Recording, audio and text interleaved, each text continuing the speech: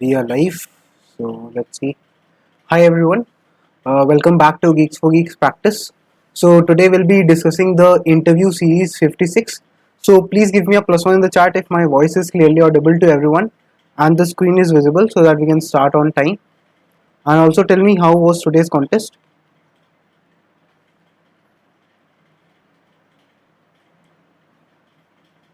Okay, hi Roy, hi Cool. So like before we start, so all of you can give a quick +1 in the chat and like the video as well if my voice is coming out to be clear and the screen is perfectly visible so that we can start on time. Okay. Hello Mahesh. Hi Dhananjay. Hi Vanshika. Hi everyone. Okay.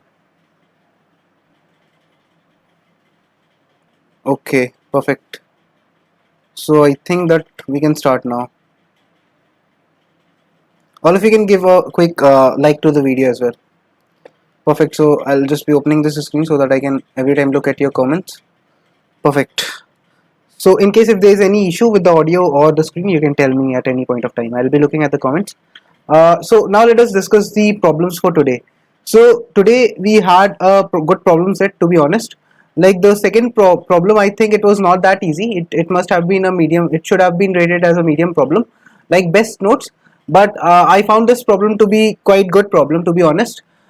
First problem was minimum integer, right? So you can also tell me in the comments how many problems you were able to solve. So the first problem was minimum integer. So in that problem, like I would say, it's a very easy and a trivial problem. Basically, it said that we had to first of all find the sum of the array, and then we had to do what? We had to find a particular number in the array. Like we had to find a particular element in the array such that the multiplication of the array element with the size of the array is greater equal to s. So we had to find that particular minimum integer, right? I think that most of the people must have been able to do this question as well. Okay. And talking about the next problem was best node. So in this problem, it was quite easy. Basically, it said that you have been given a tree which was rooted as one, and it said that it said that there were certain conditions in this. Gaurav is saying 0, Anmol is saying 0. No problem, Gaurav and Anmol. We will try to discuss the solutions for each and every problem. Okay. So if we have a look at second problem, seems to be a graph problem. Yes, it was a kind of a trees problem in which we have to apply the like minimum heap, minimum pop if condition for top satisfied, return top. Second problem, I use graph but ran out of time. Okay, great. No problem. So like in the second problem, basically what you had to do was you had to build first of all a tree, right? We had to build an adjacency list according to the given conditions, and then what you had to do was you had to find a particular path. Like in this if you choose a particular path, then you'll be adding it first. Then if you choose, then you come to the next node, so you'll be subtracting it, then you'll again add, then you'll subtract. So this was the thing in this problem. And which, like, suppose this you write in a function, so whatever path you was choosing, you had to return the maximum possible value. Okay, so that is what you had to do in this question. Like if we see here, so the answer would be nothing but, I think it would be 3 here, right? So basically in this problem, that is what we had to do. And now talking about the last problem for today, that was this problem, special digits. So it was also a quite easy, like it was not that easy, but it was a, I think it was a combinatorics problem or something, where what we have to do was we have been given 5 integers, we have been given n, a, b, c, d, all of them have been given to us, and we have to say that all the length of the integers are given, so having only a and b in their decimal numbers, right? So have been let us say all integers of length n, okay, having a or b in their decimal numbers are considered as good. So among these good integers, all those who have the sum of digits contain only c and d are the best integers. So what we had to do was we had to find the best integers in it. So it was like this question was also hard. I also think the same, but I think that the best problem for today was the best nodes. Okay, yeah, you are saying right. We have to use the binomial theorem in this part. So the prerequisite for this problem is binomial theorem. If someone did not use the binomial theorem, then you will not be able to do it. So just let me check the audio once again, and then we can start off. Last problem, please explain test cases. Okay, perfect. So my audio is correct. Now let us start with the discussion of the problems. So like if we discuss the first problem, that is this problem, minimum integer. So in this problem what they are saying is, let's say they give me they will give me what, like in this problem, that is let me write the name. So in this problem, like minimum integer. Okay, so in this problem what they are giving us is, they are giving us an array. Okay, so they give us an array initially, and the size of the array is n. Okay, that is the size of the array, that is the number of elements that we have in the array. And they are giving us what, they are giving us they are saying that there will be a sum of the array, sum of all the integers of the array. So we will store it in a sum. Okay, so sum will contain the sum of all the integers of the array, and then among all the integers present in the last array, like in the array, you have to find the minimum integer. Okay, so it says that like among all the integers that are present in the array, we have to do what, we have to find an integer in the array, such that we have to find an integer x that is present inside the array, such that x into n, like whenever, like such that whenever x is multiplied, with n. Okay, so what we get is, we should get the product of it greater equal to the sum of the array. Okay, that is what we have to do. So for this, what we would be doing is, first of all we will find the sum of the array, right? So first of all what we can do is, we can basically iterate through each and every element. We'll add this element, this element, this element, this element, this element. So every element will add and we'll get the sum. Once we get the sum, so what we can do is, we can try to iterate. Okay, like this x belongs to the array, right? This is what, this is the element, this is element of array. So for every array of I, we will try and check that whether or not, we'll consider every array of I x as x, and we'll see that x into n, like we will see that x into n, if it happens that this value x into n becomes greater equal to the sum, then I will say that this particular array of I is my candidate. Okay, and if it is my candidate, then in that case I will store it in the minimum. So basically every time I'll try to return the minimum. So I'll say that minimum is equal to nothing but minimum, or like minimum is equal to nothing but minimum of minimum element I've seen up till now, comma array 5. This is what I have to do in this problem. So it was quite basic. Let us write. Is it clear to everyone? This problem is clear to everyone. You can write a clear in the chat, +1 in the chat if this problem is clear to everybody, so that we can start writing the code for it. Okay, is it clear?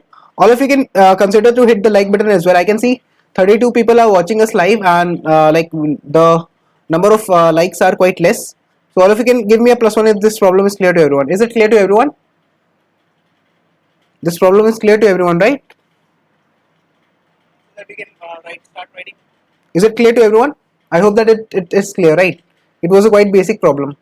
I'm just waiting for your replies in the comments. Okay guys, okay. So what I will be first of all doing is, I'll be, let's say initially I'll say that the minimum element that I can have, maybe I can have it as int maximum, or like let me see the range first of all. So in this, if I see the range, so the element can be 10 to the power 9. Okay, so in that case I can say that, let's say the minimum element is 1e9, that is nothing but 10 to the power 9 initially. And after that what I will be doing is, I'll be having a sum. So I'll say that sum initialized to 0, and after I have the sum, so what we can do here, we can say that maybe I can store the, like since I will be having a lot of elements, so maybe I can store it as long, maybe I can store it as long, so that I do not exceed it. After this part is done, so what I will be doing, I'll be saying that let's iterate through the array for finding the sum of the elements. So I'll say that for int I starts from 0, then I is lesser than n, and then I plus plus. So basically I'll be iterating through all the elements of the array. Let's name it as small n here, and let us name this as a, or let's name it as arr. So I'll say that what I'll do is, first of all I'll find the sum. So I'll say that sum plus is equal to nothing but array of I. So I'll add the elements of the array for finding the sum. Once I have found out the sum, so what will I do next? So once we have found out the sum, so we'll iterate again. So we'll say that int I is going to start from 0, I is going to be lesser than n, and then I plus plus. And what we will be doing is, we will say that if it happens that there is any element, if there is any element such that array of, like if there is any element such that the array of I into the value n, if it becomes greater equal to sum, right? I think this condition has been given to us. If it happens that in this problem they are saying that if it happens that n into the element of the array, like x is the element, right? Among all integers you have to find the minimum integer x. Okay, among all the integers present, yeah, right. So basically what we will be doing here is, if it's greater equal to the sum, in that case what we can say is that will be a candidate. So I will say that minimum element is equal to, like since I will consider only those elements which are candidates, right, which are giving me the product with n greater equal to the sum. So in that case I'll say that minimum is a special digit possible to solve without TLE. Yes, we can solve it without TLE. I think you might be getting TLE in the special digits problem because of the because you might not be using the binomial binomial coefficient, like you might not be using the special mathematics in it. That's why you might be getting some you might be calculating some things again and again. That is why I think you are getting time limit exceeded, because you are doing some calculations again and again. So minimum will be what? Minimum will be minimum element of array of I, like minimum of minimum element comma array of I, and then I think that I can simply return the minimum element. That is what I can do here. This should work. Let us compile this to see if there's any error. Okay, so I think it works on the samples. Let us try and submit this code as well. Okay, it says that wrong answer. Now why is it saying a wrong answer? Yeah, basically I should have multiplied, right? So because these are integers, so that's why I should do what? I should multiply it with 1 long. If I do that, then I think it will not exceed, because that is special with this problem, right? Basically you have to see this part, that if I'm multiplying two numbers now, so I should, like, if I'm multiplying two integers, so it might be exceeding the integer limit. So that's why I should use a long in between, so that I can get it right. Yeah, now it got done. So sort first will even save more time, I think. uh, is your minimum element for normal. If you sort it, then it will be n log n. So I think without sorting it works. Is it clear? Is this problem clear to everyone? All of you can write a clear in the chat. Is it clear to everyone? All of you are clear with it, guys? Is this problem clear? It was quite easy. Basically what we had to do was, like, this step is quite important, because whenever you multiply array of I, the current element, with the number of elements, so it might happen that this product might exceed the integer. So that's why we are multiplying it with long. Basically we are converting it to long, so that it does not exceed, right? This algorithm didn't work for me in Java, but I think it is not that tough. Like basically if you wanted, someone wanted to do it, so you could have done what? You could have said that you could have said that long product, and then you could have stored it. That is how you could have done it. That could also have worked for you. Okay, so this is what we have to do in this problem, right? Can we move to the next problem? All of you can write next in the chat. I think that we can move to the next problem, guys. So is JavaScript good for coding? C++ and Java and Python are better for this. I did the same mistake in the problem one, same as you. Yeah. No, I just forgot to multiply n, right? Whenever you are multiplying integers, so you should do long. But if you do it like that, then, like, I have stored every element min heap and then pop in the top. Okay. You have used priority queue, but you could have done it in order of n time also. But if you have used priority queue, that is also fine. Okay, if we sort the array and if some condition satisfied, break the loop. If we sort the array, if some conditions, yes, you can do that. Like if it, like, but in sorting, the thing is, now my solution, I think, is like, I am not using any extra thing. So I am taking order of n time, because I am just doing the iteration. But you are also sorting in n log n, right? Then you are iterating. Okay, so that will take a lot of time. Apart from this, you will be calculating the sum as well. So this will be like, if the constraints are tight, then n log n will not work. Okay, now let's move to the next problem. So what does the next problem say? The next problem says that we have been given what? We have been given a rooted tree which is rooted in 1. Okay, so they are saying in this problem that what we have been given is, we have been given a tree, okay, which is rooted at 1. Okay, fine. Now if this tree is rooted at 1, so next up, my special digit solution iteration. Okay, so if it is rooted at 1, so they are saying that the tree is given in form of an array P.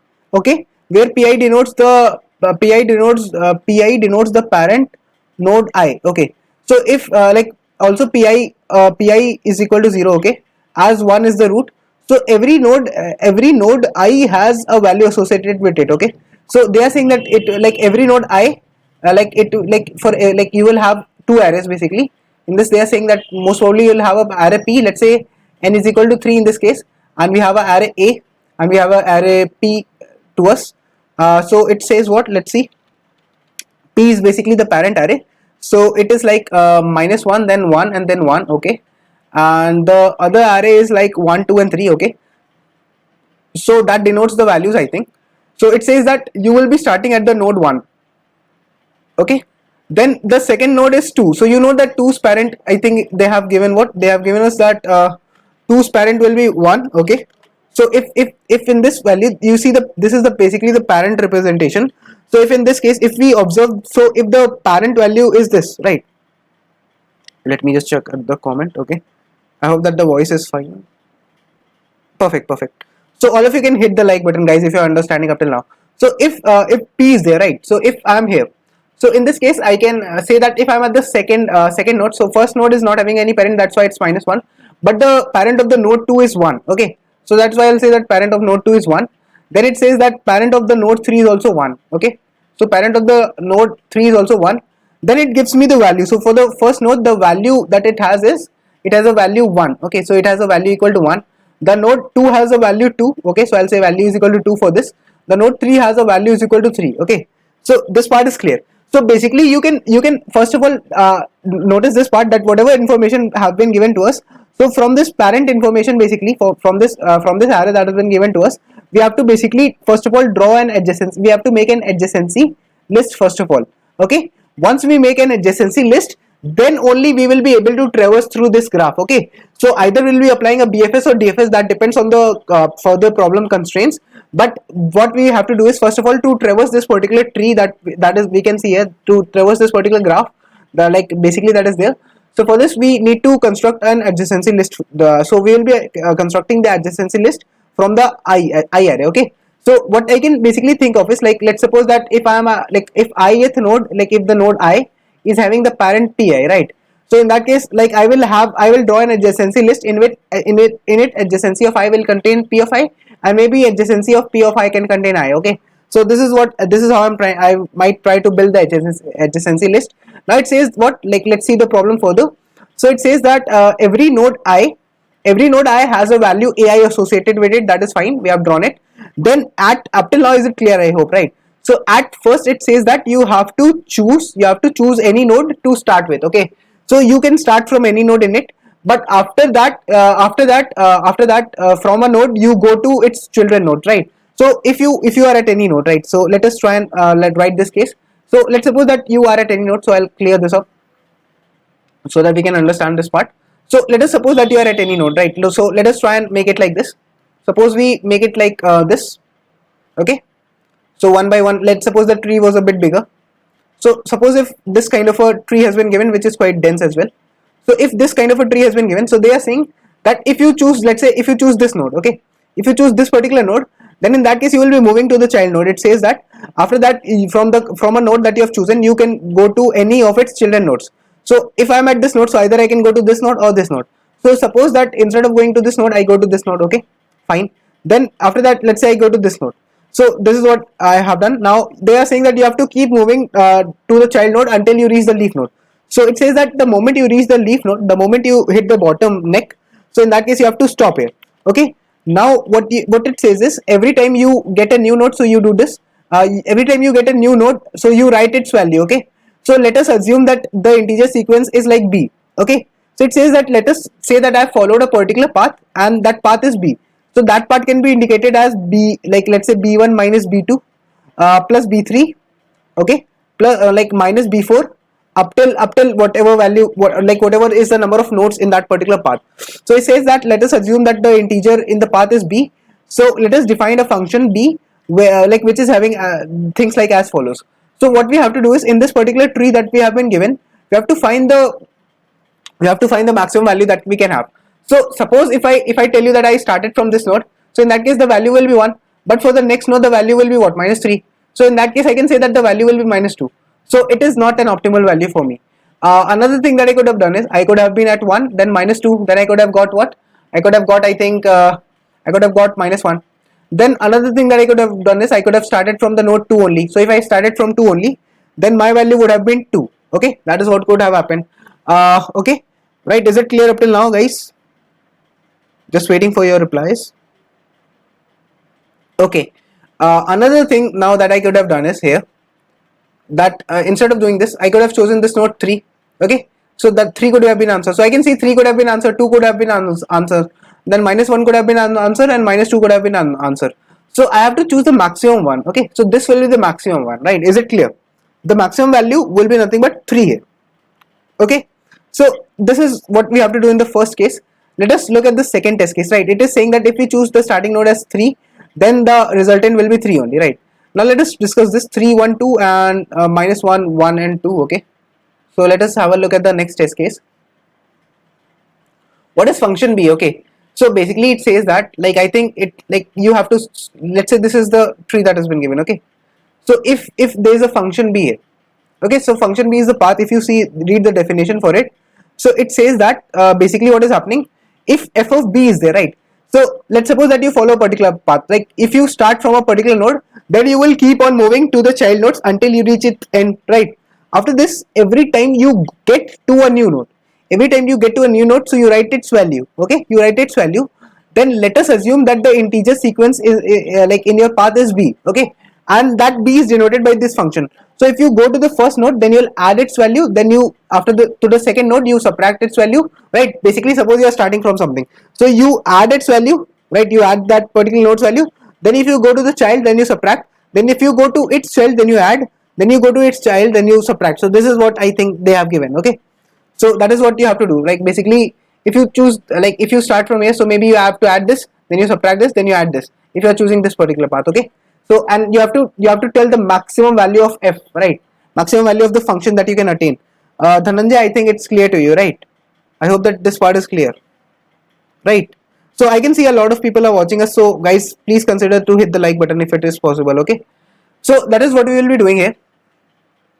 Let us have a look at the second test case for this problem as well, so that things are much more clear. So if we have a look at the second test case in this problem, so it says that like the number of nodes are 3, and 3 1 2 and minus 1 1 2, okay. So let us write this. So what we have is, we have 3, then we have 1, then we have 2, I think. So these are the values that have been associated with every node, and we have p, okay. So we have what, minus 1, then we have 1, minus 1 1, and then we have 2 here as well, okay. So we have 3 1 2 and minus 1 1, okay. Now let us draw this. I think if we draw here, so first of all the parent node is 1, okay. In this part the parent node is 1, and then I can see that for this node 2 the parent is what, the parent is 1, I'll say, okay. Then for this node 3 the parent is what, for this node 3 the parent is 2, okay. So I'll build the adjacency list in such a way, okay. Now once I'm done with this part, so you see the values. So the value for this is what, the value for this is 3, the value for this node is going to be 1, and the value for this node is going to be, I think, 2. So I have to find the maximum value. So what I can think of doing is, if I take this particular path, like first of all I start from this, then I take this, then I take this. So I think in that case, like the value is 3, then the value minus 1, then the value plus 2. So I think the value that we are overall going to take will be 4. So let me check if it is 4 or it is something else. Yeah, you can see like we are getting 4, right? So I think Dhananjay and others people can see, those who are asking for this test case, you can see, right, the first node is value 3, second node is value 1, third node is value 2, and it is like a tree which is skewed in nature. Now if like it is saying that what we do is, we choose first of all this guy, then we have to follow this, and then we have to follow this. So as I said that your function will be what, your function that you are choosing, your path, let's say you are choosing a path b, so you will do what, you will do b1 minus b2 plus b3, okay, minus b4 plus b5 up till the end, okay, up till whatever number of paths you are choosing, let's say bk, up till bk, whatever you're choosing, right? So in this case, if we see here, so in this case the maximum answer here is 3 minus 1 plus 2, and that comes out to be what, I think that comes out to be 4, and that is the answer here, because we will be choosing the path starting from the node 1, so we'll choose 3, then we'll choose 1, then we'll choose 2, so 3 minus 1 then 2, so the answer will be 4, okay. Is it clear to everyone as well? So basically, when are we going to stop? We are going to stop at each and every leaf node, okay. So we are going to stop at the leaf node. So what my thought process is, what I'm thinking for this problem is that maybe I can try to store all the information. Let's say I have a tree, okay. Let's say this tree is there, okay. So okay, so AI is the parent of no. Like basically, if I'll explain it, like p, suppose p is given as what, minus 1, then 1 and 1, okay. So in that case, this is node 1, this is the node 2, okay. So I'll try to write it, node 1, node 2, node 3. So like node 1 does not have a parent, so 1 is the root node, okay. So pi is the parent of I plus 1, yes. And now if you see here, right, if you see for this 2, so what happens for this 2, like for this 2, 1 is the parent, so I'll say okay, and for this 3, 1 is the parent, so I'll say okay, like this is how it will look like, okay. So basically you have to build an adjacency list for this. I hope that's clear. Now in this part, what I can say is, like I can think of starting from somewhere, I can think of not starting from somewhere, and what I can say is that maybe my leaf nodes will store, okay, I'll say that maybe in the leaf nodes I can store all the data. Like when I pick something, when I have a particular path when I don't have, so my leaf nodes can try and store everything. Okay, that is what I'm thinking. And basically for solving this problem, I'm using the DFS approach. Okay, that is what I'm thinking of. So what we can do in this part is like in this much part must be clear to everyone. I hope that this much part is clear to everyone. Is it clear, guys? I hope that is clear. So in this part, what I will be further doing is I will first of all say in this question that right now let's try and see what we will be doing.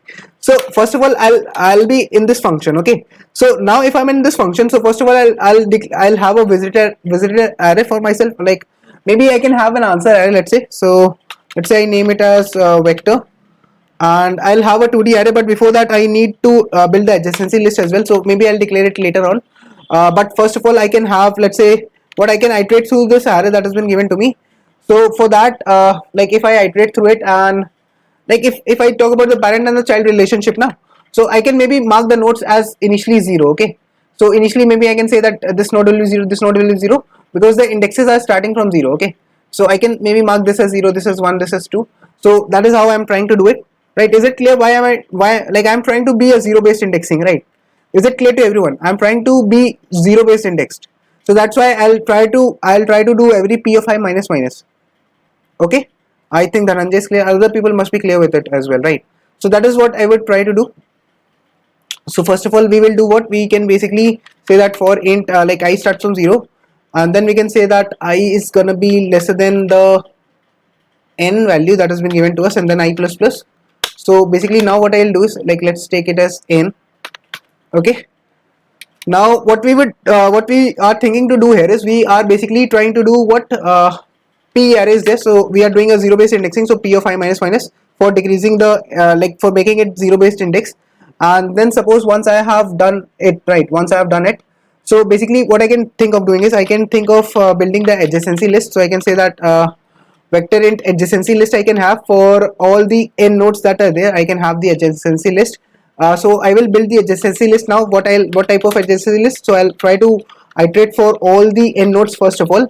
And how will I try to build the adjacency list? So I'll say that adjacency of I, like there are two nodes, right? Like basically how do you build it? So if there is a node I, right, you have to understand, like if there is a node I and there is a node p of I. Okay, so in that case what I have to do, I have to say that in the adjacency list of I, okay, like if in the adjacency I should say that adjacency of I dot pushback, what, adjacency of I dot pushback p of I.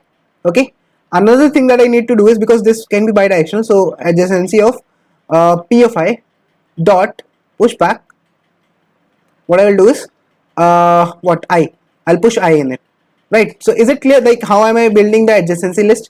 Is it clear to everyone? People, are you clear with it? I hope that everyone is clear with this much part, right? Okay, everyone must be clear with this much part. Okay, so in this part let's try and build it. So what I'll say is adjacency of I dot pushback. What I'll push back is, I'll first of all push back nothing but array of not array. So in the I, I'll push p of I. Okay, that is what I'll try to push. So let's name it as capital, so p of I, and then I'll say that adjacency of p of I dot push back I'll push I into it. Okay, then once I am done with this much part, so what I can say is I also need to have a 2D vector for myself in which I can maybe calculate the answer. So I'll say that I'll have a vector. So first of all, let me declare it. So I'll have a vector of what, long and long. So first of all, I'll have a, let's say, a 2D vector. Okay, so vector of vector long long I can say. Whose dimension will be, I think, n cross 2. That will be fine. Okay, so if like that is for storing the final answers, right? So I'll have this as the answer, let's say, and it will be n. Okay, because the number of nodes are n and it will be 2D in nature, so its second dimension will be what, long like for those who are in Java, so they can declare a 2D array directly of size n cross 2, so it will be 2. And initially, like initially I can say that it will be 2 comma what, 2 comma minus 1 e to the power 1 e to the power I think 18 I can write, because I want what if for every node I'll try to find the maximum. Okay, from every node I will try to maximize my answer. So initially I can think that the answer can be very negative value. Okay, now once I'm done with this part, so I also need a vector. Let's say a vector I will require for the left part. So let's say what I will do is I'll say that I'll require a vector bool. Let's say I name it as leaf. Okay, let's say I name it as leaf, and in that vector what I will do is I will have n number of nodes. Okay, so every node I like, as I said that like the final answer is going to be stored in my leaf. Okay guys, why is it by, hi Shreya, hi everyone, why is it bi-directional? Like basically we try to build it like that. Okay, because basically that is how you try to build now. If I say that in the adjacency list of I, p of I should be present, and similarly in the adjacency list of p of I should be present, then the path will change. No, I like that will not happen because I'm running a DFS call, so I don't think that is going to happen. We will always iterate through the child only. Okay, now once we are done with this part, so as I said, I'll take a leaf node. Like leaf will store all the answers. So initially I'll possibly mark the leaf as 0. Initially I'll say that this current node is not a leaf node. If it is a leaf node, then it will contain some data for me. Okay, so that is what I'm trying to do. So what I'll do is I'll call a BFS call from the 0th node, because now the indexing is 0 based. So as I said, right, if like basically in this problem I have made it 0 based indexing. Okay, because like if you give me this array like -1, 1 and let's say 2, if you give me this, or let's say if you give me -1, 1 and 1, so basically this will be node 0, this will be node 1, this will be node 2, and I've decreased this as well. Okay, so I've made this as 0 0 and this as -2. Basically this is what will happen. So now it is a 0 based index graph. So like this, this is there, then 1, like 1 and then 2. Okay, so I've changed it to a 0 based indexing graph, right?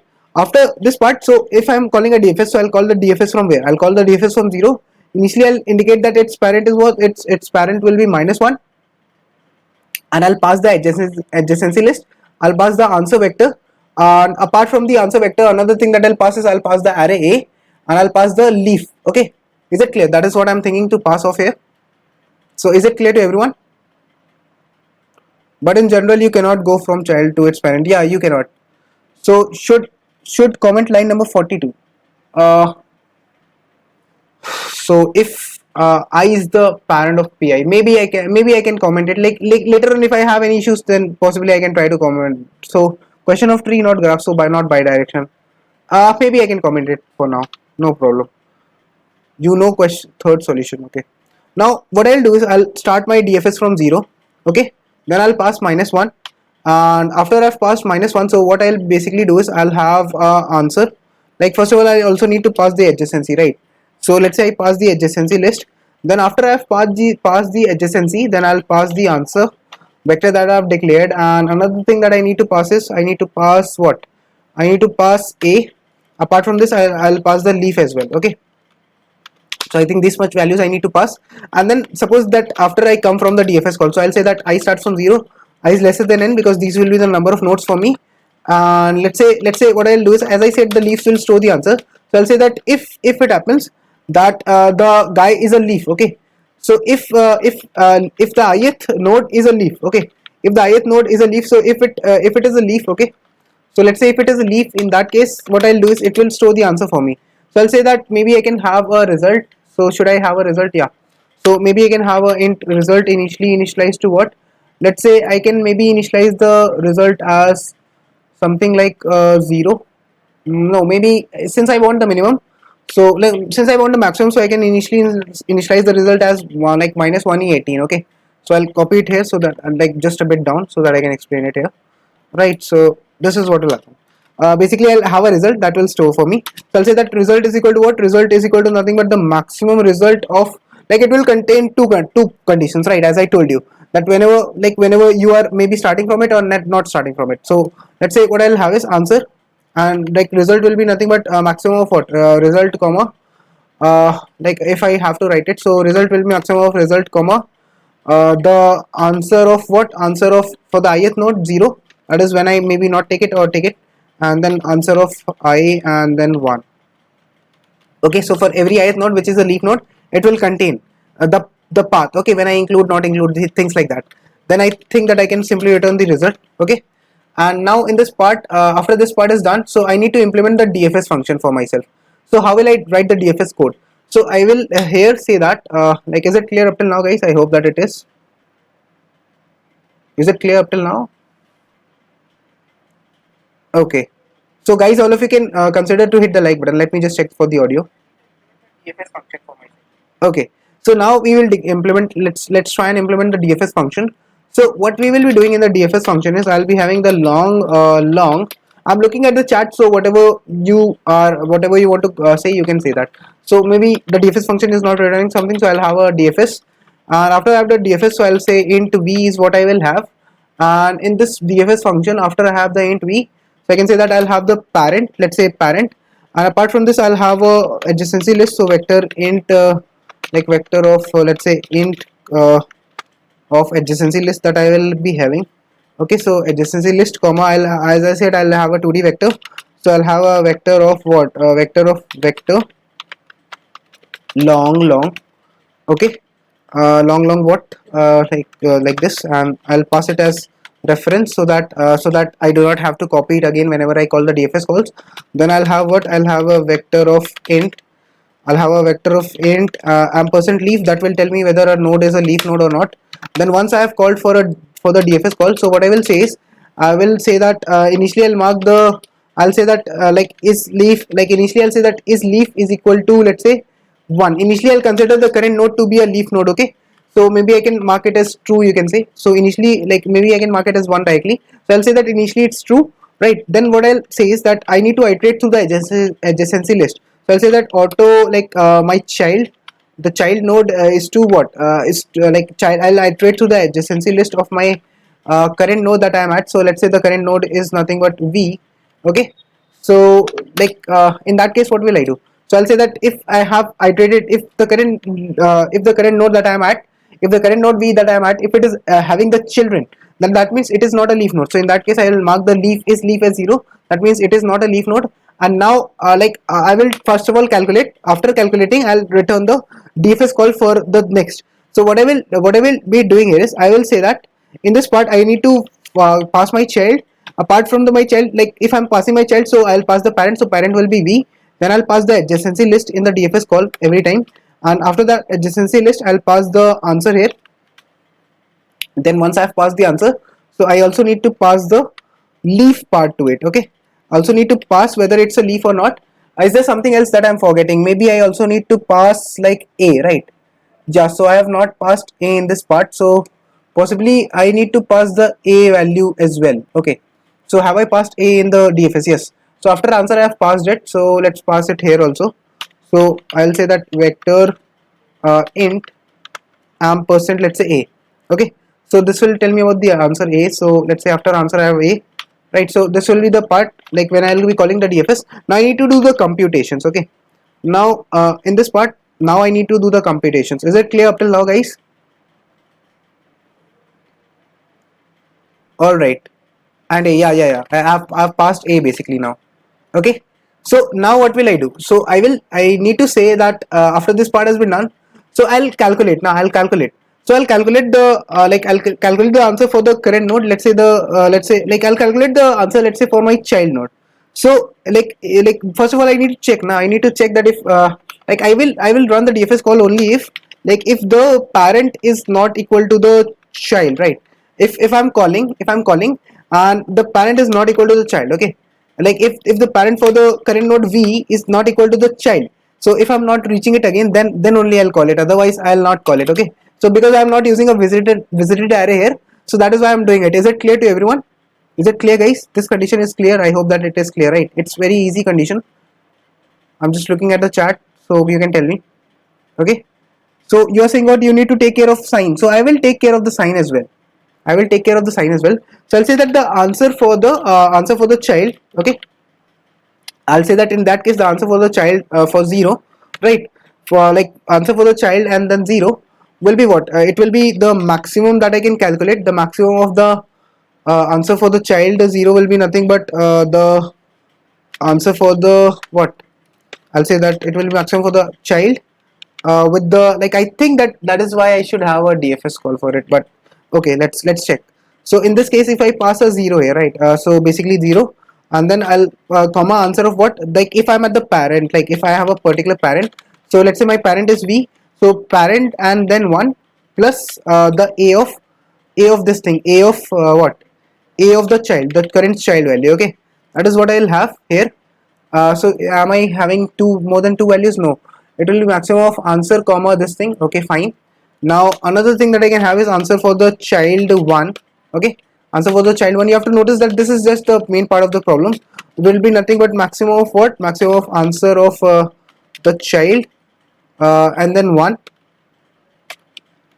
child 1 comma the answer of what, answer of the, let's say the like let's say my parent, which is v of 0, right, plus I think there's a light issue. One second, let me just remove this much part. Okay, sorry, the lighting issues there, so let me just remove this.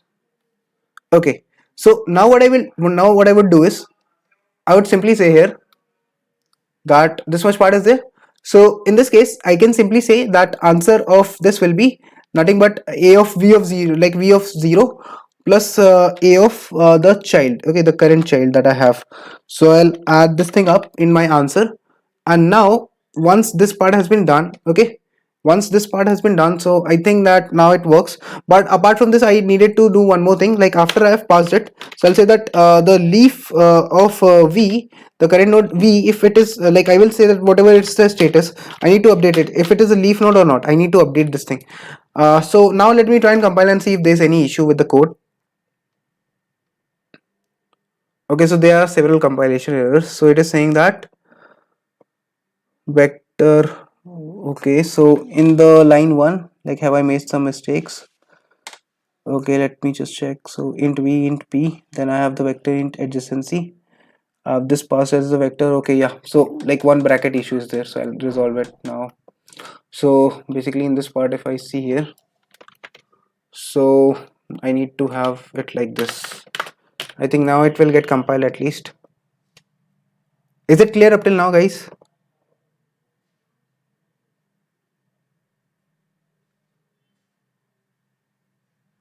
Okay, let's see. Again, a compilation error is there. So it is saying that Dfs function for the child uh expected a colon before the Dfs function. So is there any colon that's expected before the Dfs function? Let me just check that. Yeah, here I should have a colon, right? Some basic errors are there. Okay, now let us compile it. Several compilation issues are there in this problem, right? Although I have written the code earlier for it, but I'm passing the leaf, I'm passing a, that is fine. So is there something that I'm missing here? So let me just think, like, what's the issue with this. So what we'll be doing is we'll be having the parent, like we'll be having v, we'll be having the parent, we'll be having the adjacency list, then we'll have the vector long ampersand answer, we'll also have the vector ampersand a, and we'll have the leaf. Okay, so in the Dfs part also I need to have the child. Okay, I need to pass the current child, then I'll pass the parent, then I'll pass the adjacency list, I'll pass the answer, I'll pass a, and I'll pass the leaf, like leaf function. Okay, that is fine. If I see in the Dfs call as well, so I have passed what, I have passed 0, that is fine. I have passed a minus 1, a answer, a, and leaf. So these things seem to be fine, but is there any other error that I might have made? Maybe if I just uncomment this line, then what happens? Let me just check.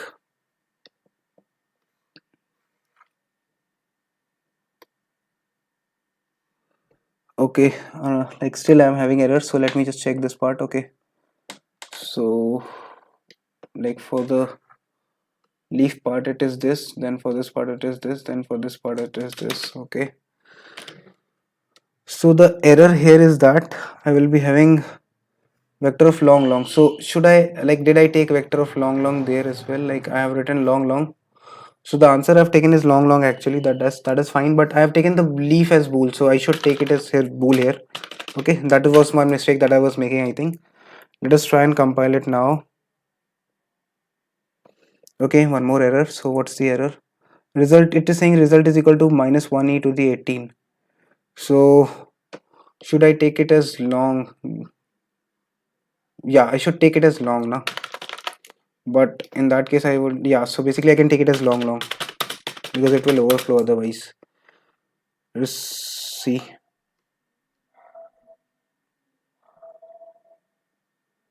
Okay, last compilation error, it is giving me segmentation error. Okay, is there any other mistake that I might have done here? But this is the how the code would look like, so let me just check. So what I'll be doing is, if it's if the ith node is a leaf, okay, then I'll be doing this thing fine with that. Okay, so is leaf should be vector boolean, right? Can you dry run for the example too? Yes, but first of all, let's get this working, right? Have I made some mistakes here? I don't think that currently I've made any mistakes. Just let's quickly check that up. So first of all, yeah, one more mistake that I've made is I should have declared this thing early on, right? I should have declared the answer kind of a thing early on.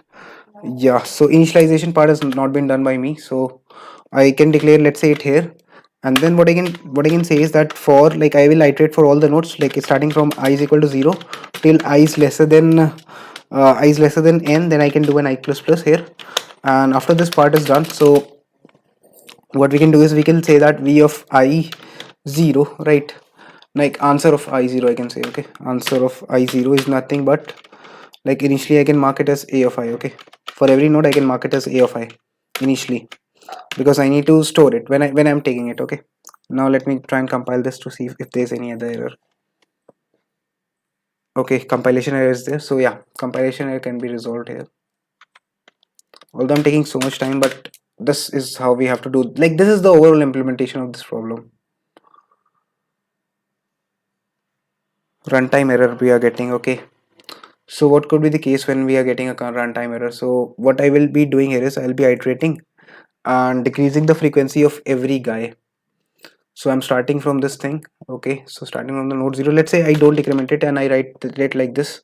Suppose that I comment this much part, and what I do is I take it from 1 only. Okay, in that case I'll be starting from 1 and ending at n, and here also I'll be starting from 1 ending at n, and I'll take it size as n plus 1, and like in the leaf part also I'll take it as n plus 1.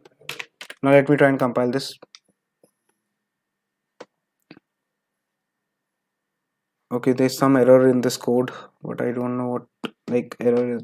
Like, we are getting some 6 segmentation error. So if p is not equal to the, like, if p is not equal to the child, in that case, if the child is not equal to the parent, now, because I'll be, if I'm at the node v, so I'll be doing it. So if I have the node, then I'll be doing this. So if there's any error, I think it is because of some index mistakes that I might have made.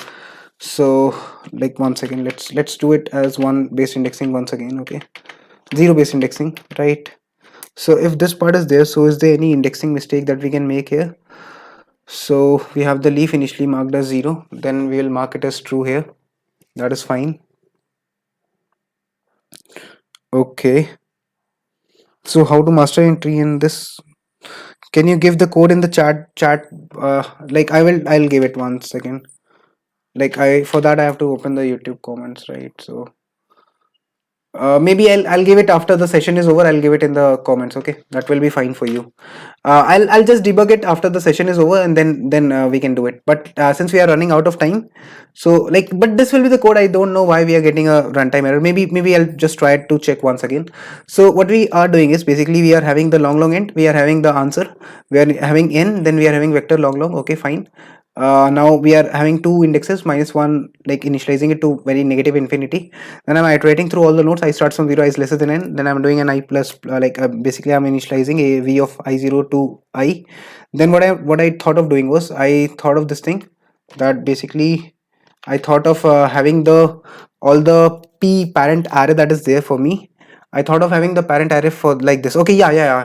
Like, basically, you must understand this thing, right? I understood my mistake that I was making. You have to understand this thing, right? When you like, you have, like, for the very first node, right? Well, like, for the node which is like, for the node which is 0, that is the very first node. It will have the parent as 2. So for that I am pushing -2 dot push back 0, right? In -2 I'm pushing back 0, and in 0 I'm pushing back -2. So that is why I was getting a mistake. So now in this part, if I will start start like if I will start my loop from 1, because I should be building the adjacency list from the second node, that is I is equal to 1. If I will do that now, I think that I will not get any error, because I was traversing a negative index in the array. That is why I was getting an error. Okay, now I think it works on the samples, right? No, now it maybe root will be -2. Yeah, now it is giving me a wrong answer. Now I think I can check it. Okay, so in this part, if I have a of I0 is equal to this, okay, fine, then I'm doing every time subtraction, then I'm building up an adjacency list for I and pi and pi and I. Okay, then I'm having a leaf node for n comma 0. Okay, I'm passing a dfs, like I should pass a dfs from 0 instead of 1, right, because I'm taking it. Now let's try and see what happens. Okay, so this problem now my solution is still 1 greater than the value that has been given. So I will pass 0, I'll pass -1, I'll pass the adjacency list A, I'll have the result. Then if it's not a leaf, then I'll have this result comma v of I, like answer comma I comma 1. Okay, that is fine. Now in the dfs function, if I see, so basically what I'm doing is, if initially I'm marking the leaf as 1, then I'm updating the leaf part, then I'm marking the leaf as 0, I'm iterating to the child, and I'm saying that answer of child of 0, okay, is equal to maximum of answer of child, okay, answer of child 0 comma answer of the current parent, that is there 1, plus answer of the child, like a of child. Okay, so I should do a minus here, right? One time I'll take plus, one time I'll take minus in the path. That is one mistake that I was doing. Now if I try to compile it, now it should give me a right answer for this. Let's check that up. Okay, so now it is working on the samples. I think now let us try and submit it. I think it will get accepted here.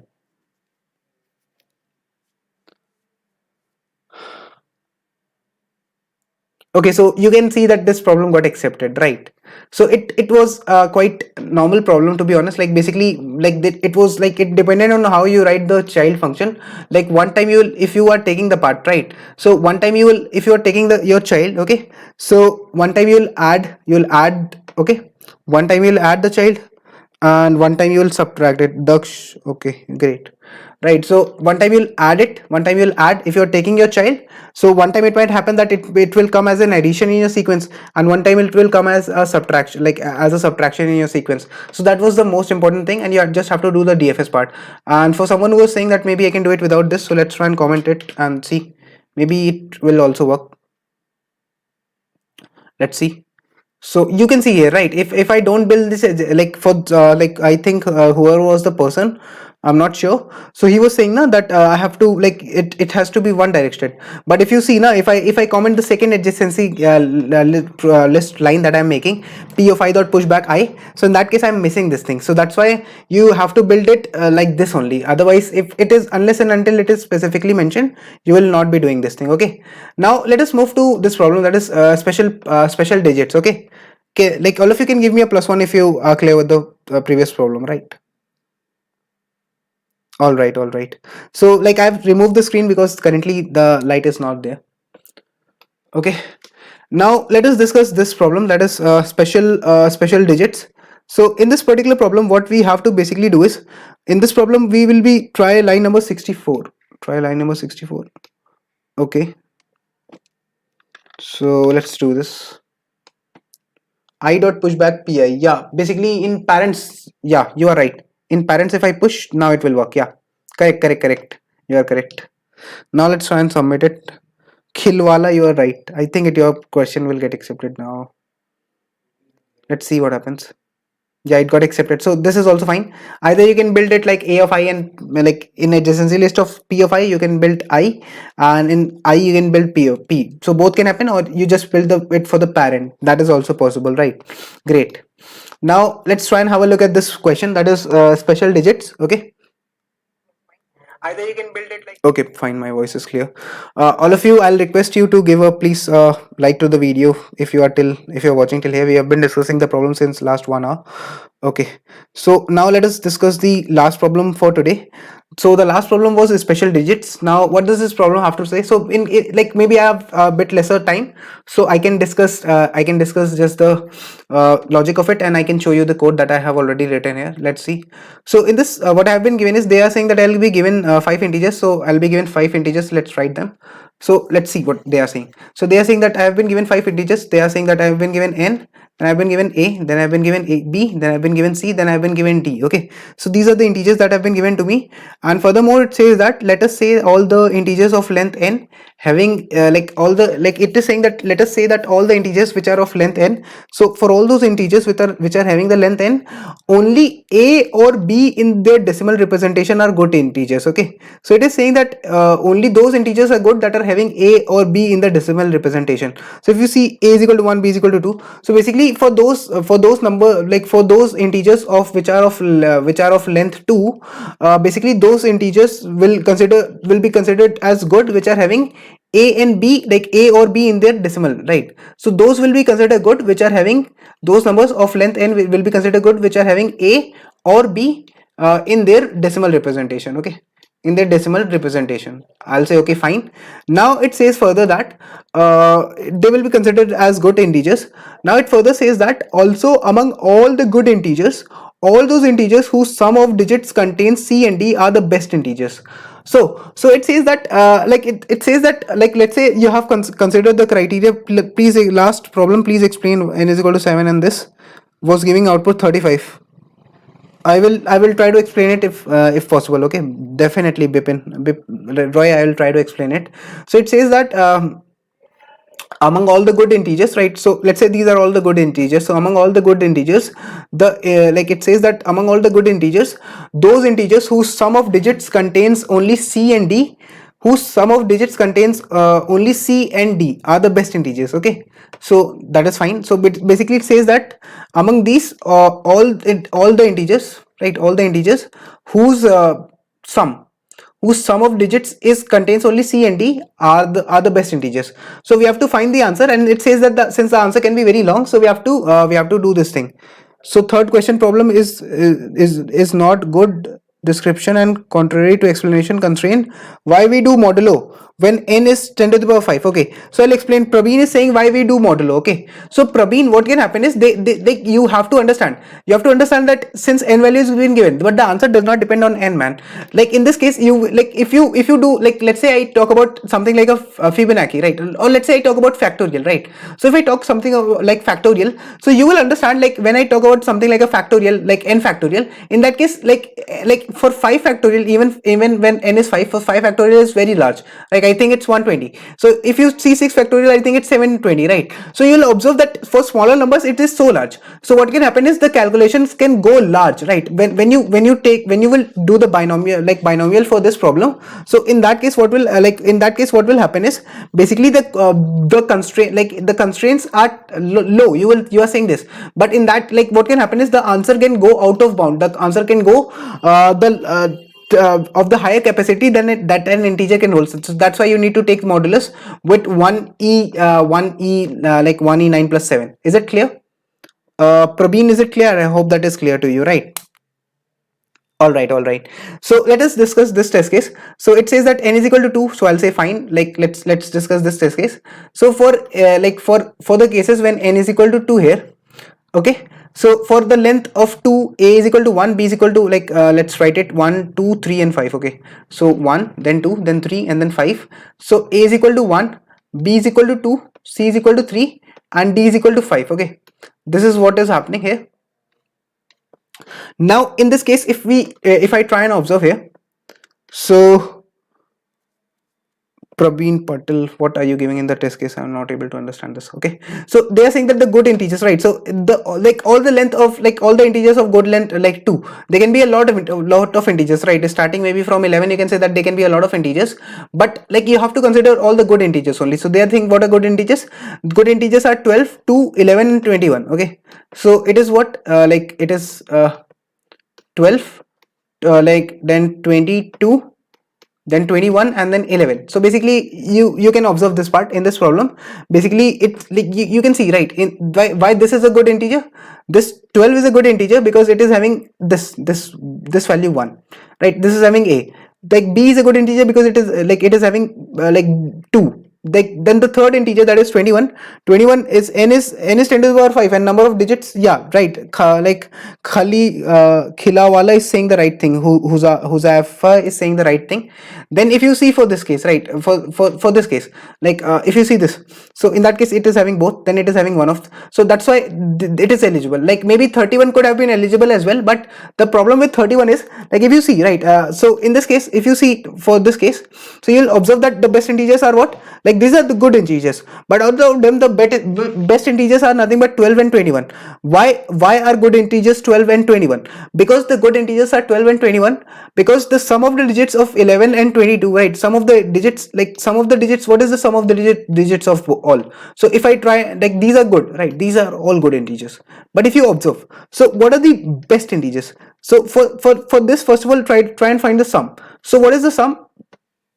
This sum will be 3, this sum will be 4, this sum will be what, I think this sum will be 3, this sum will be 2. Okay, so in that case, if we observe here, so what is happening here? If I try and observe here, so it says that because the sum of the digits is 11, 22 are 2 and 4, so they are not equal to C or D. Okay, but in this case, if I observe here, so C and D, it should be either C or D. So I can say that this is equal to C, this sum is equal to C, and this sum is equal to C. So that is why I'll consider it. Is the test case clear?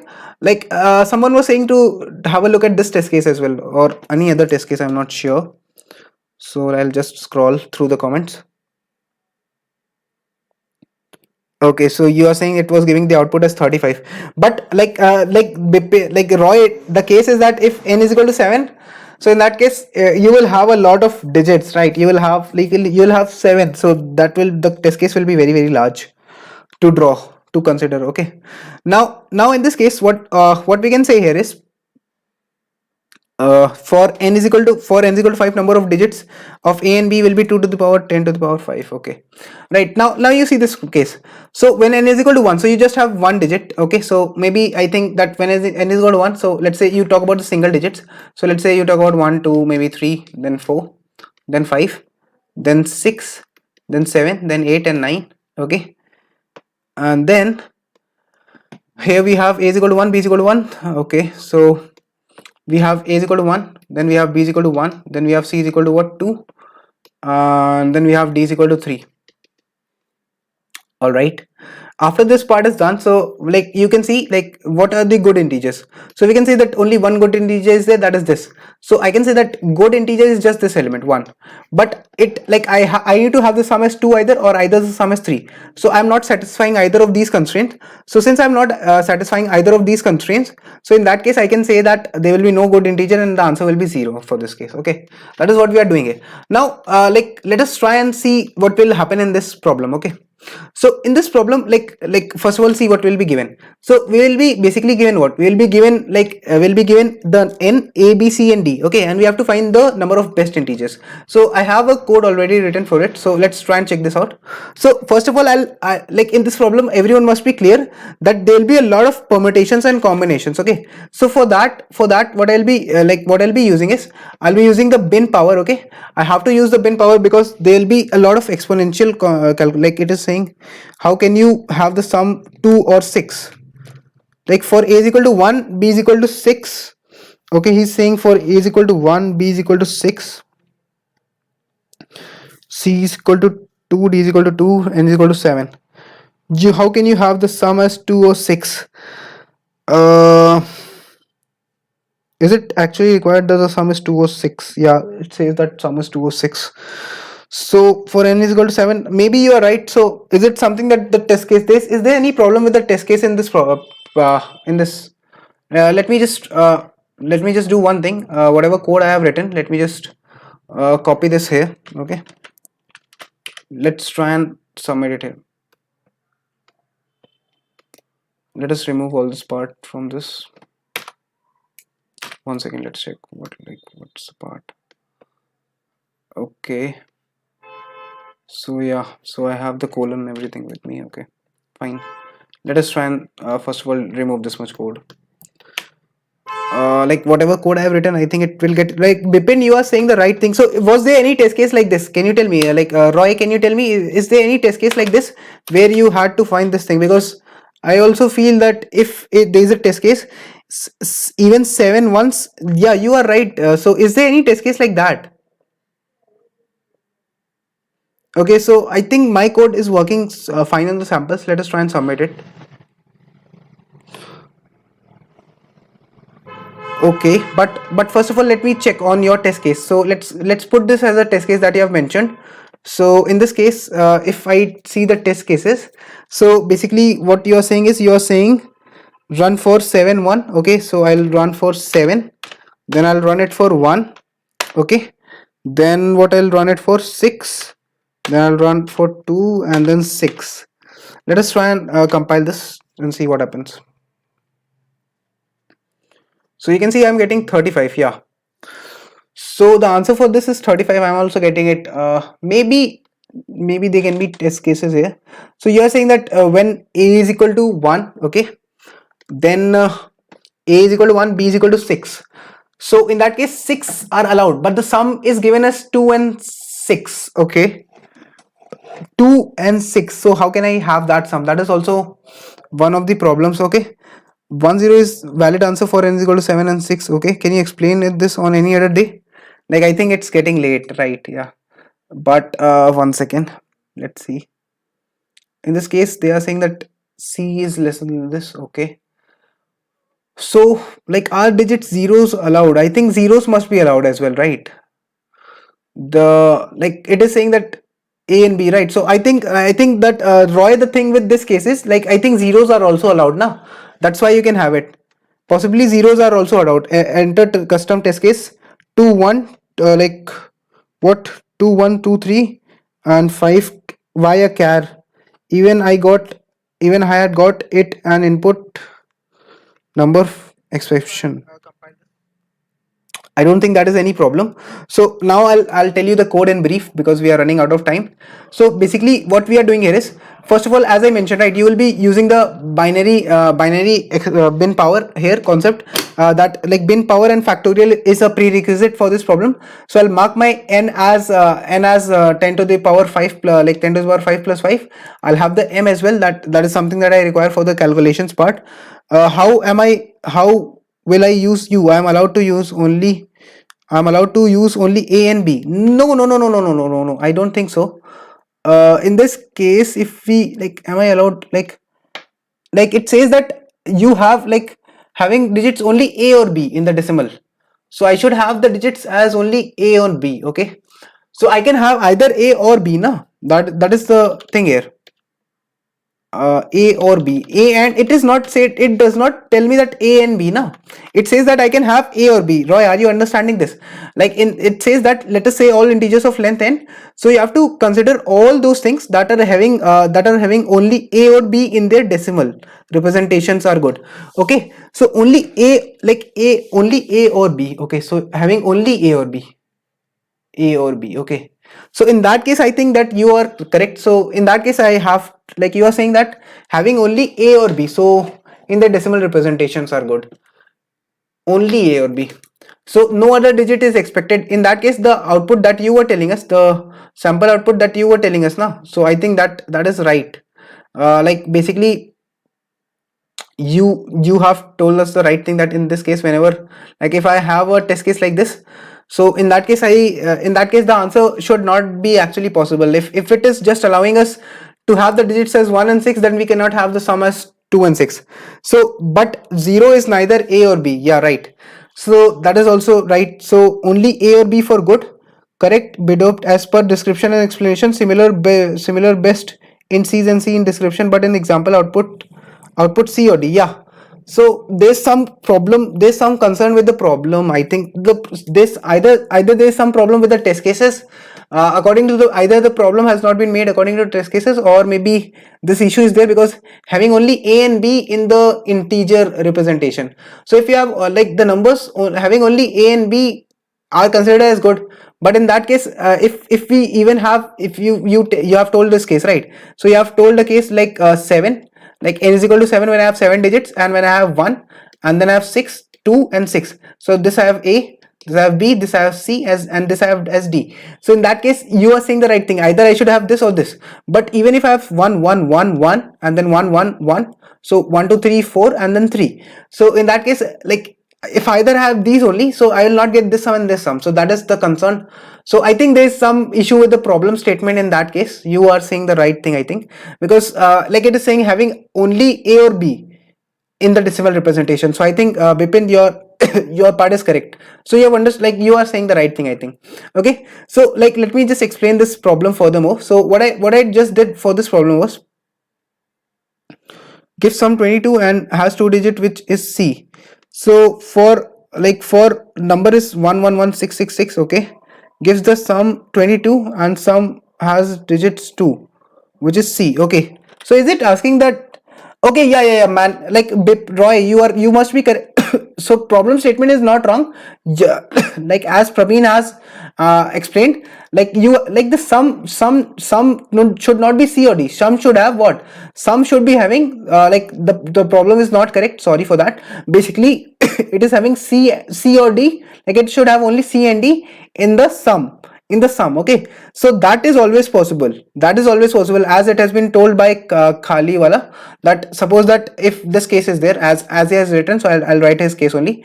So 1, 2, 3 and 4, then 6 and 6, okay. So in this case he tells us that the sum is going to be 22, and that is fine because 12 gives sum 22, right? For best it's the sum, right? So 6, then 12, 13, 14, 15, 16. Okay, so in that case, like as he mentioned, right, so like you can have some, like you can have like you can have a combinations of 1s and 6 in the digit of length 7 that can that can have 1 and 6 as we have mentioned, A and B, and in the sum that it has it can just have C and D in the digit part. Okay, that is always possible, right? So I think this is the case. Now let me just explain it. So for doing this kind of a problem, basically it's nothing but the bin power that you have to use, and we have to calculate the frequency, like we have to calculate the basically the inverse factorials in such kind of a problem. Roy, you're like you understood this part. You misunderstood the problem. Basically the sum of the digits contains only C and D. Okay, sum of digits contains only C and D are the best integers. So that is why you misunderstood this problem. I like this was a hard problem, and they will not make any mistake in while explaining this problem. Okay, that was one thing. So basically this is standard template for calculating the bin power and the inverse factorial, so you will use them. Okay, so after like you basically you are doing what, you are calculating the factorial in the and the inverse factorial. Why we are calculating the inverse and the factorial and the inverse factorial? Because we will be doing this problem using the NCR concept. Okay, like there will be certain number of combinations, right? So we need to calculate n factorial, r factorial, n minus r factorial, and whenever, like if this problem was normal, then we would have just calculated NCR. But since in this problem the thing is that why we are using bin power and why we are using the concept of factorial and the inverse, like factorial is fine, but people will ask like why we are using the concept of inverse factorial. So we are basically using the inverse factorial concept because when you do a modulo to this, that is fine, but when you cannot do a modulo to directly the denominator part. So for such parts, when you are calculating NCR and you have to take the mod as well, then in that case we consider the inverse factorial part, right? So that is why we have the bin power and inverse factorial. Now we'll consider, like first of all we'll initialize. So I'll run a function initialization, in which what I will be what I'll be basically doing in that is I'll be first of all initializing all the values, right? So then after that I'll be running for all the digits. So like I'll be running from I is equal to 0 till the end, and I'll say that what is the sum. So initially if I have let's say I number of digits, okay, so if suppose that if suppose I have a particular number, right?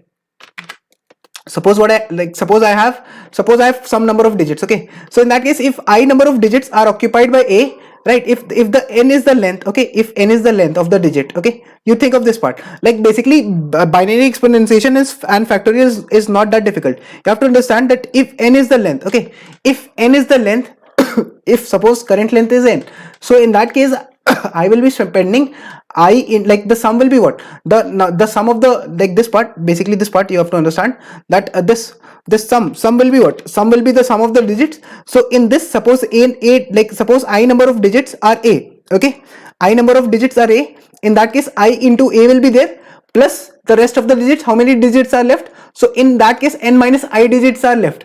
So if n minus I digits are left, so I'll multiply it with this thing, with b. Okay, is it clear? That is how I'll get the sum of the number. Okay, that is how I'll get the sum of the number. So like basically you have to run from, let's say, I is equal to 0 till n, and suppose that you have currently some number of digits. Okay, so currently let's say your number has n number of digits. Okay, if your number is of n length, so in that case, suppose I number of digits are of type A, then the rest of, then n minus I will be of type B. So the total sum of the number will be this. Is it clear to everyone? Please write a clear in the chat, guys, if it is clear. This concept must be clear. It is very basic in nature. This approach is very basic in nature, that if you run for the digits part, and if I cross A is there, right?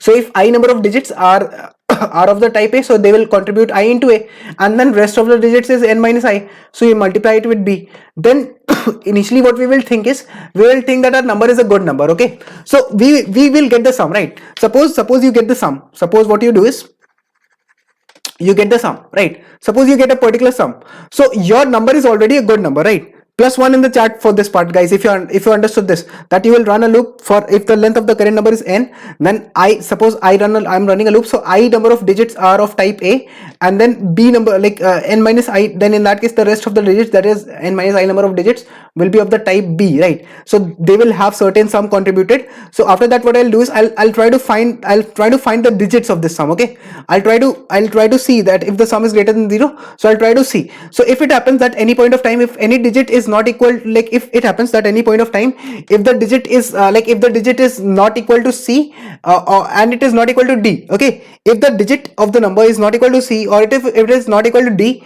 in that case I will say that it is not a good number, and I'll directly break from it. Okay, and every time I'll keep on dividing it by 2, because it says that the problem you have to understand says that the sum that you're getting, suppose you have been given C as 3 and D as 4.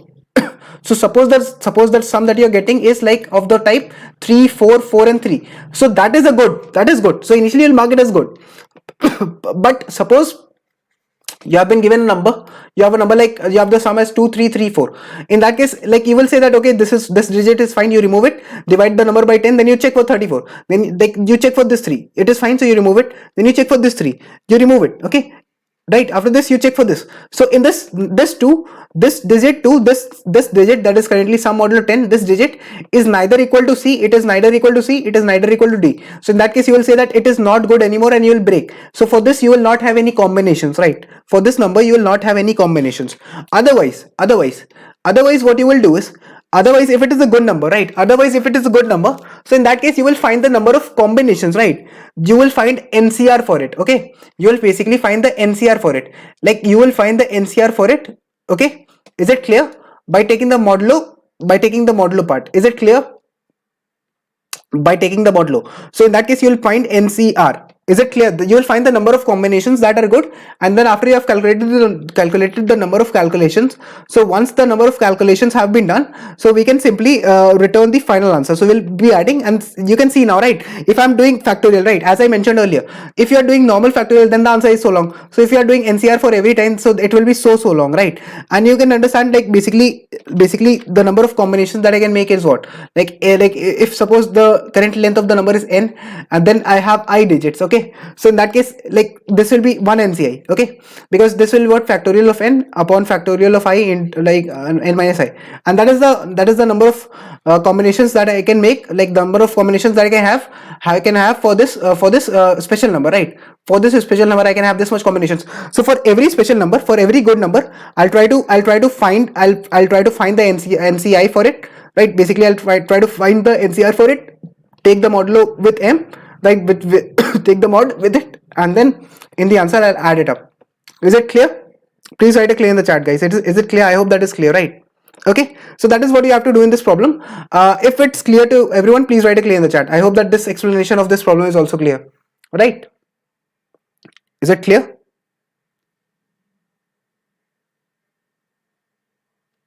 All of you can write a clear in the chat, guys. I'm just waiting for 1 more minute. If it's clear to everyone, all of you can write a +1 in the chat. I hope that this problem statement is clear to everybody that is present here. Okay, is it? A +1 in the chat for those who are present here? Basically you find the good numbers, then you like, first of all, you know that a good number will be good if it has I and A. Okay, share code please. Yes, I'll try to share the code in the description of this of the after the video is over. I'll try to share the code in the description, or you can take a screenshot of it. I've just paused it here and I've paused it here. But I'll share this code with you. Okay, that will be fine. I'll share this code in the chat, like after the video is over. I'll share the code of the problem. Okay, then you can comment down a +1 for that.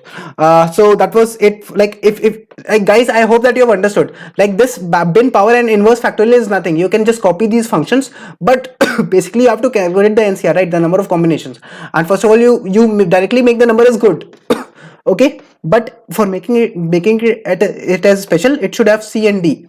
If it has not C and D in its sum, then you return then you will not count it. If it is good, then you will count NCR. Okay, that is what we do. So that was it for today. These were the 3 problems that we discussed: minimum integers, and we discussed the best node problem as well. We discussed the special digits problems as well. So in case if you like this explanation, so you can hit the like button and make sure to subscribe the channel as well, and comment down a +1 as well. Thank you for everyone for joining in, and with that being said, keep